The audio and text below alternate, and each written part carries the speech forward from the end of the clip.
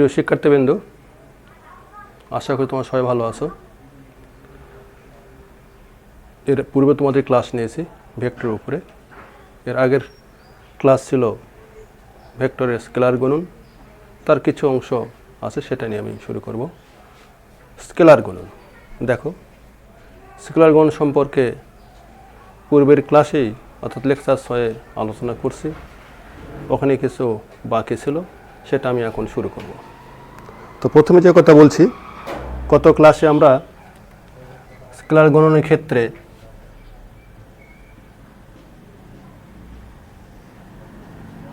এ একটা vector, B একটা vector, এদের মধ্যবর্তী কোণের মান theta,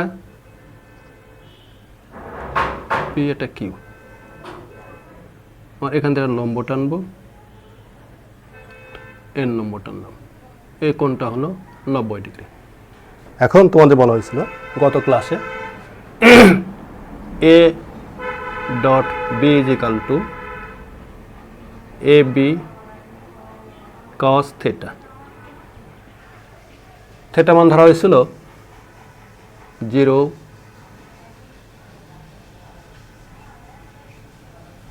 is greater than or equal to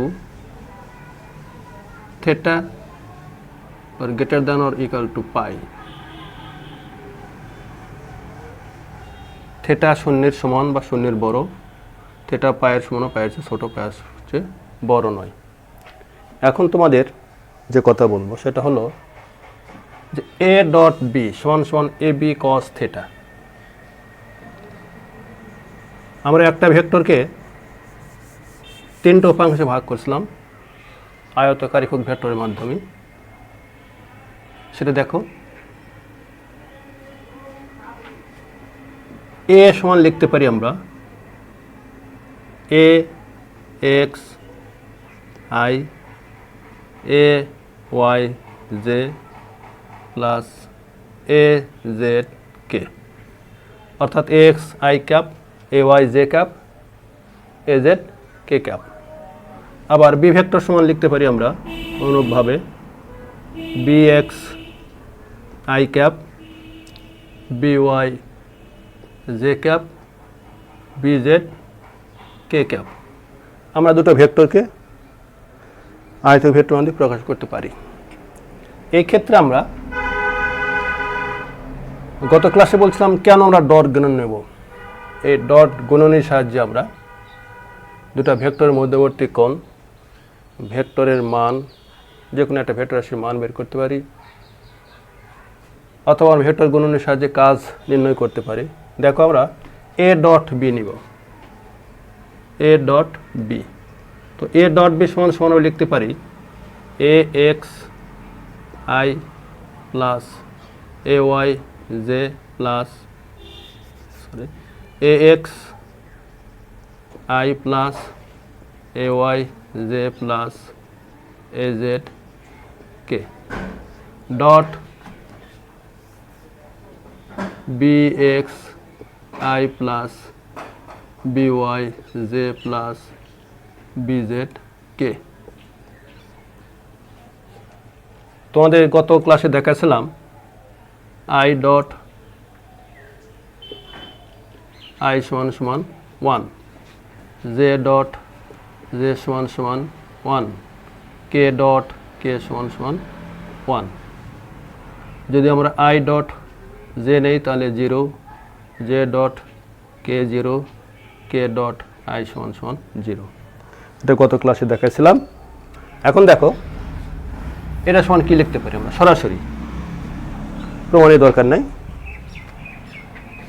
তাহলে এ এক্স বি এক্স গুণ করলে আই আই থাকে, তাহলে লিখতে পারি A X B X plus A Y B Y যে যে থাকে, তার মানে 1 A Y B Y plus A Z B Z. A dot B সমান আমরা এটা লিখতে পারি। তাহলে এ ডট বি সমান A B cos theta, A dot B is equal to A X B X plus A Y B Y plus A Z B Z. এখন তোমাদের এই ক্ষেত্রে আমরা লিখতে পারি এটা সমান সমান লিখতে পারি এ বি কস থিটা। তাহলে এখান থেকে আমরা এই দুটো ভেক্টরের মধ্যবর্তী কোণের মান বের করতে পারি। যেমন ধরো এ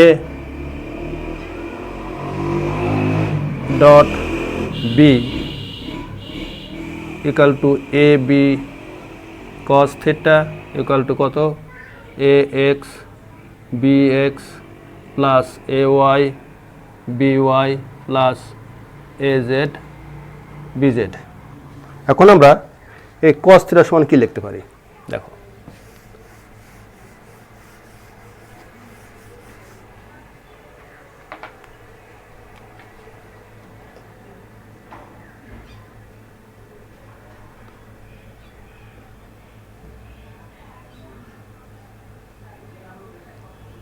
ax bx plus ay by plus az bz ভাগ a b। What is a and b? তোমাদের বলছি a হলো magnitude of a vector, b হলো ম্যাগনিটিউড অফ b ভেক্টর, অর্থাৎ a আর b হলো a ভেক্টর b ভেক্টরের মান। তাহলে আমরা থিটা সমান সমান লিখতে পারি cos inverse ax bx plus ay by plus az bz ভাগ ab। এইভাবে আমরা যে কোনো দুটো ভেক্টরের মধ্যবর্তী কোণের মান নির্ণয় করতে পারি।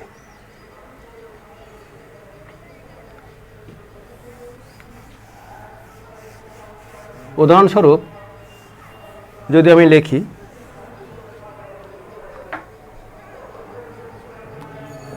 a ভেক্টর সমান 2i 2j plus 3k, vector b সমান সমান লিখলাম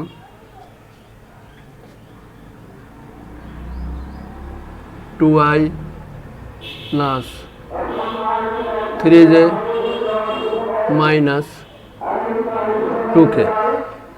তাহলে আমরা cos থিটা সমান লিখতে পারি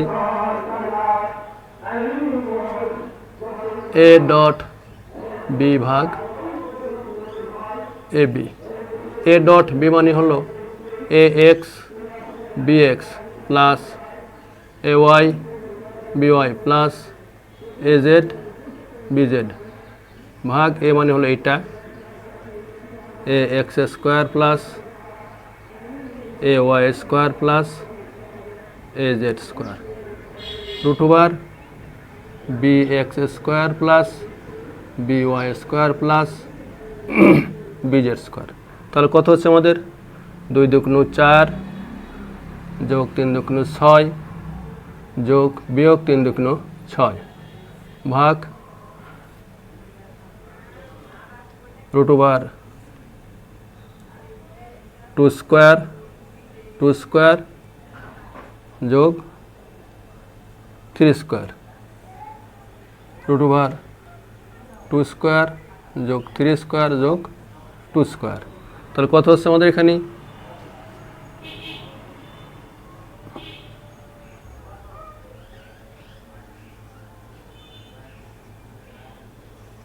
মাইনাস 3 দুগুণ 6। তাহলে আমাদের এখানে হচ্ছে 2 ভাগ রুট ওভার 2 দুগুণ 4 2 দুগুণ 4 8 আর 9 17 গুণন রুট 17। তাহলে আমাদের কত হচ্ছে 2 ভাগ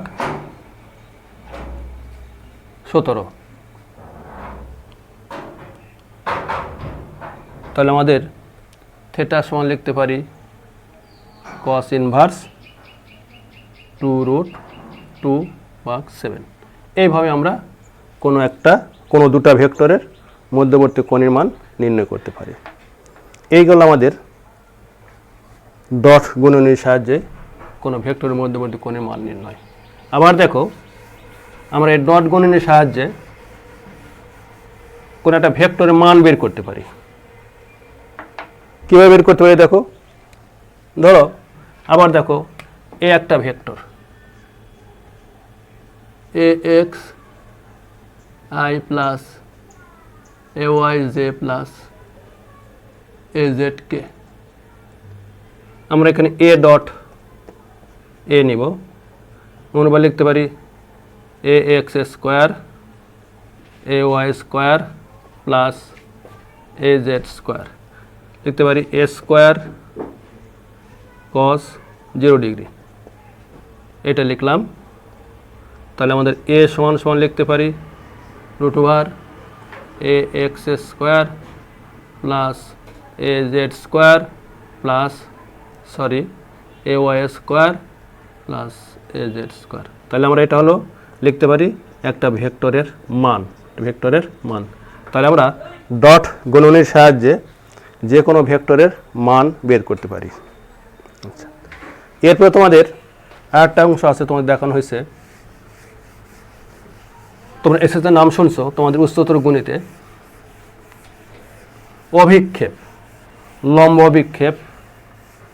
এর আগের ক্লাসে তোমাদের ভেক্টর বিভাজন পড়াচ্ছি, সেখানে ছিল অনুমেয় উপাংশ, লম্ব উপাংশ, লম্ব অভিক্ষেপ। দেখো আমরা ভেক্টর গণনের সাহায্যে ওইটা বের করতে পারি।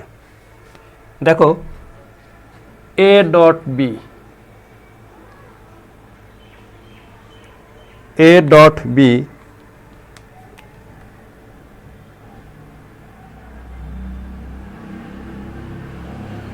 এ বি কস থেটা। তাহলে আমরা এখানে লিখতে পারি ভেক্টর এ এর মান সাধারণ গুণন ভেক্টর বি এর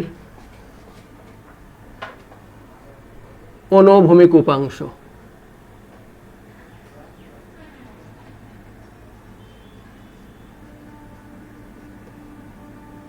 বা ভেক্টর এ এর মান গুণন ভেক্টর এ এর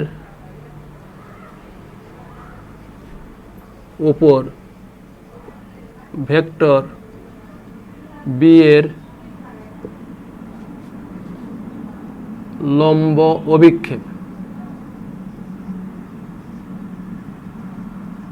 অভিক্ষেপ, তাহলে আমরা অনুরূপভাবে যদি আমরা এ বি উল্টা দেই, যদি আমরা এখানে বি এ কস থিটা রাখি, তাহলে লিখতে পারি বি ভেক্টরের মান গুণ কি বলো এর অনুভূমিক উপাংশ, অথবা বি এর মান গুণন বি এর উপরে এ ভেক্টরের লম্ব অভিক্ষেপ, উল্টা লিখতে পারি। অর্থাৎ এভাবে লিখতে পারি আমরা এটাকে, যদি আমরা বি এ কস থিটা লিখি, তাহলে ঠিক এর জায়গাতে বি, বি এর জায়গাতে লিখলে আমরা পারবো। তাহলে আমরা ডট গুণের সাহায্যে দুইটা ভেক্টরের আমরা দুটো অংশ বের করতে পারি। একটা হলো ভেক্টর বি এর লম্ব অভিক্ষেপ, একটা হলো ভেক্টর বি এর অনুভূমিক অংশ।